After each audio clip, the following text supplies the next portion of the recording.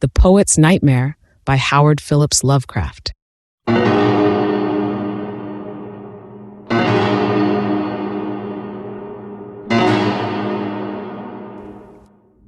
Luxus tumultus semper causa est.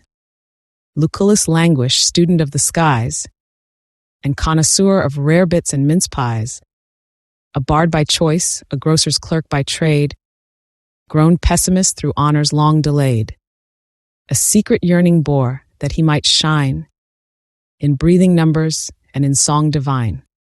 Each day his fountain pen was wont to drop an ode or dirge or two about the shop, yet naught could strike the chord within his heart that throbbed for poesy and cried for art.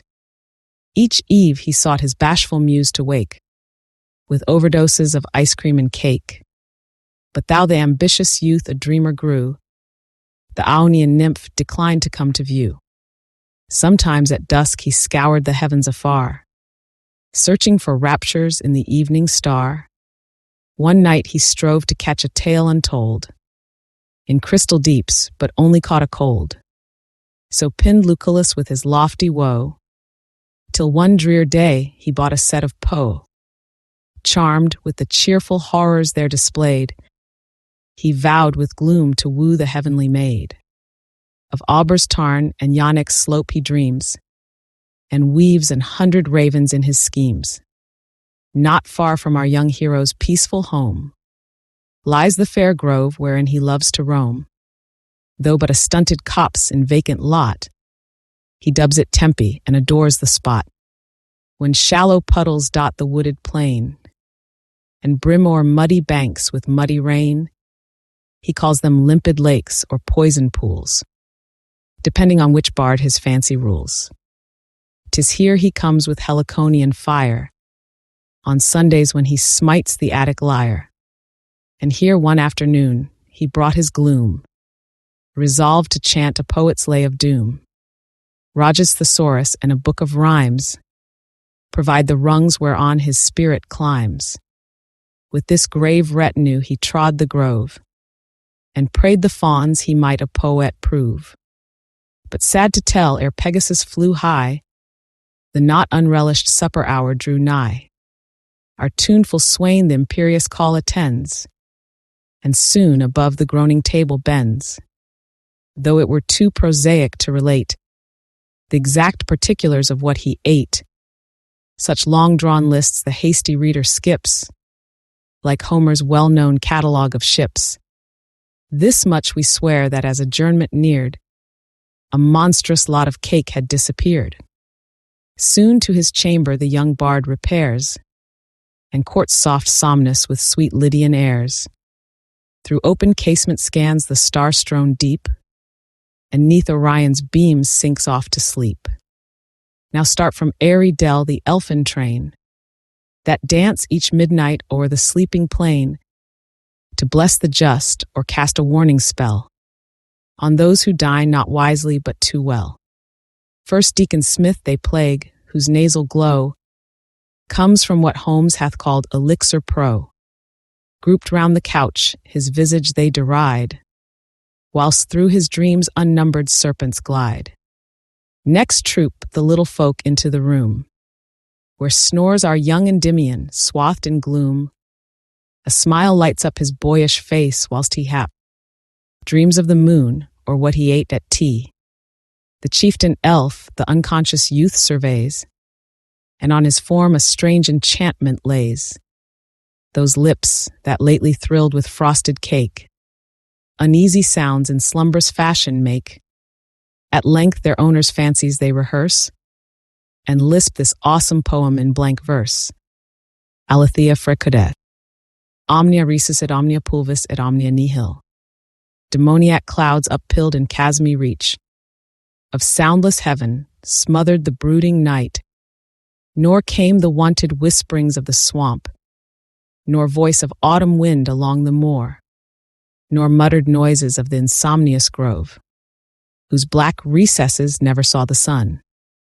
Within that grove a hideous hollow lies, half bare of trees, a pool in center lurks, that none dares sound a tarn of murky face. though naught can prove its hue, since light of day, affrighted shuns the forest-shadowed banks. Hard by, a yawning hillside grotto breathes, from deeps unvisited a dank air, that sears the leaves on certain stunted trees, which stand about, clawing the spectral gloom. With evil boughs, to this accursed dell, come woodland creatures seldom to depart.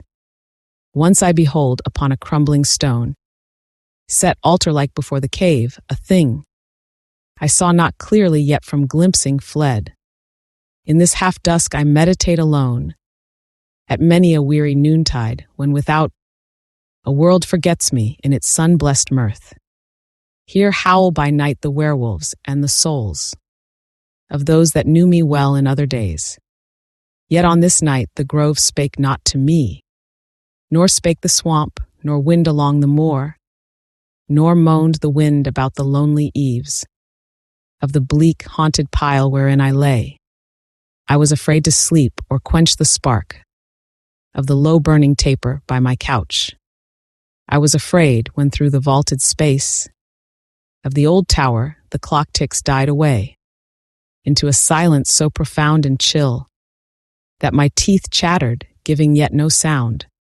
Then flickered low the light and all dissolved, leaving me floating in the hellish grasp of bodied blackness, from whose beating wings came ghoulish blasts of charnel-scented mist.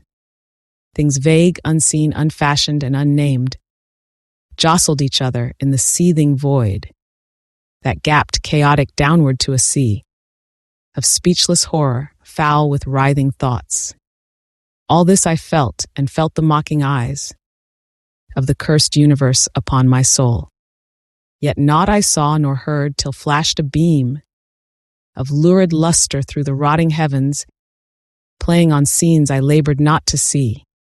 Methought the nameless tarn alight at last, reflected shapes and more revealed within.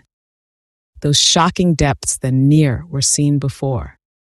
Methought from out the cave a demon train, grinning and smirking, reeled in fiendish rout, bearing within their reeking paws a load of carrion viands for an impious feast. Methought the stunted trees with hungry arms gropped greedily for things I dare not name, the while a stifling, wraith-like noisomeness filled all the dale and spoke a larger life of uncorporeal hideousness awake in the half-sentient wholeness of the spot. Now glowed the ground and tarn and cave and trees and moving forms and things not spoken of with such a phosphorescence as men glimpse in the putrescent thickets of the swamp, where logs decaying lie and rankness reigns. Methought a fire mist draped with lucent fold the well-remembered features of the grove, whilst whirling ether bore in eddying streams the hot, unfinished stuff of nascent worlds, hither and thither through infinities, of light and darkness strangely intermixed, wherein all entity had consciousness, without the customed outward shape of life. Of these swift circling currents was my soul, free from the flesh, a true constituent part, nor felt I less myself for want of form. Then cleared the mist, and o'er a star-strewn scene, divine and measureless, I gazed in awe. Alone in space, I viewed a feeble fleck of silvern light marking the narrow ken which mortals call the boundless universe. On every side, each as a tiny star, shone more creations, vaster than our own, and teeming with unnumbered forms of life, though we as life would recognize it not, being bound to earthy thoughts of human mold. As on a moonless night the Milky Way, in solid sheen displays its countless orbs, to weak terrestrial eyes, each orb a sun, so beamed the prospect on my wondering soul, a spangled curtain rich with twinkling gems, yet each a mighty universe of suns. But as I gazed, I sensed a spirit voice, in speech didactic, though no voice it was, save as it carried thought. It bade me mark that all the universes in my view formed but an atom in infinity, whose reaches pass the ether-laden realms of heat and light extending to far fields, where flourish worlds invisible and vague, filled with strange wisdom and uncanny life, and yet beyond to myriad spheres of light, to spheres of darkness, to abysmal voids that know the pulses of disordered force. Big with these musings, I surveyed the surge of boundless being, yet eyes not eyes, for spirit leans not on the props of sense. The docent presence swelled my strength of soul. All things I knew, but knew with mind alone. Time's endless vista spread before my thought, with its vast pageant of unceasing change and sempiternal strife of force and will. I saw the ages flow in stately stream, past rise and fall of universe and life. I saw the birth of suns and worlds, their death, their transmutation into limpid flame, their second birth and second death, their course, perpetual through the aeon's termless flight, never the same, yet born again to serve the varying purpose of omnipotence. And whilst I watched, I knew each second's space was greater than the lifetime of our world. Then turned my musings to that speck of dust, whereon my form corporeal took its rise, that speck born but a second, which must die, in one brief second, more that fragile earth, that crude experiment, that cosmic sport, which holds our proud, aspiring race of mites, and moral vermin, those presuming mites, whom ignorance with empty pomp adorns, and misinstructs in specious dignity.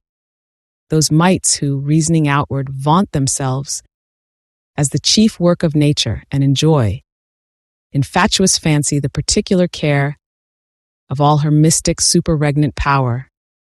And as I strove to vision the sad sphere which lurked lost in ethereal vortices, methough my soul, tunned to the infinite, refused to glimpse that poor atomic blight, that misbegotten accident of space, that globe of insignificance whereon my guide celestial told me dwells no part of empyrean virtue, but where breed the coarse corruptions of divine disease, the festering ailments of infinity, the morbid matter by itself called man. Such matter, said my guide, as oft breaks forth on broad creation's fabric to annoy, for a brief instant ere assuaging death, heal up the malady its birth provoked. Sickened, I turned my heavy thoughts away. Then spake the ethereal guide with mocking mien, upbraiding me for searching after truth, visiting on my mind the searing scorn of mind superior, laughing at the woe which rent the vital essence of my soul. Methought he brought remembrance of the time when from my fellows to the grove I strayed, in solitude and dusk to meditate on things forbidden and to pierce the veil of seeming good and seeming beauteousness that covers o'er the tragedy of truth, helping mankind forget his sorry lot and raising hope where truth would crush it down. He spake, and as he ceased, methought the flames of fuming heaven resolved in torments dire, whirling in maelstroms of rebellious might, yet ever bound by laws I fathomed not, cycles and epicycles of such girth that each a cosmos seemed dazzled my gaze, till all a wild phantasmal glow became. Now burst athwart the fulgent formlessness, a rift of pure sheen, a sight supernal, broader that all the void conceived by man, yet narrow here, a glimpse of heavens beyond, of weird creations so remote and great, that even my guide assumed a tone of awe, borne on the wings of stark immensity. A touch of rhythm celestial reached my soul, thrilling me more with horror than with joy. Again the spirit mocked my human pangs, and deep reviled me for presumptuous thoughts. Yet changing now his mien, he bade me scan the widening rift that clave the walls of space. He bade me search it for the ultimate. He bade me find the truth I sought so long. He bade me brave the unutterable thing, the final truth of moving entity.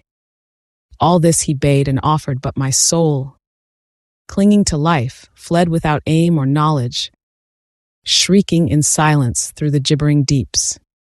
Thus shrieked the young Lucullus as he fled through gibbering deeps and tumbled out of bed. Within the room the morning sunshine gleams, whilst the poor youth recalls his troubled dreams. He feels his aching limbs, whose woeful pain informs his soul his body lives again, and thanks his stars or cosmoses or such, that he survives the noxious nightmare's clutch.